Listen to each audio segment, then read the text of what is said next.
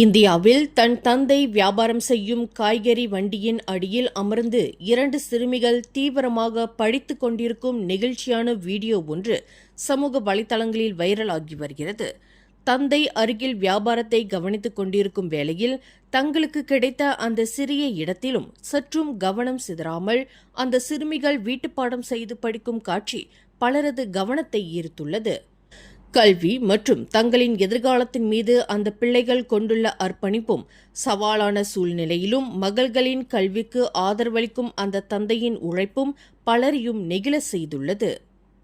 உண்மையான போராட்டத்தையும் கடின உழைப்பையும் இந்த வீடியோ உணர்த்துவதாக நெட்டிசன்கள் பலரும் கருத்து தெரிவித்து வருகின்றனர்.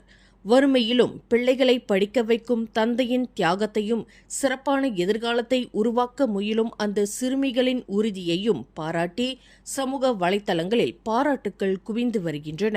மேலும் செய்திகளை தெரிந்து கொள்ள கீழே இருக்கும் பெல் பட்டனை அழுத்துங்கள். உங்கள் மகிழ்ச்சியை வெளிப்படுத்த லைக் மற்றும் ஷேர் செய்யுங்கள்.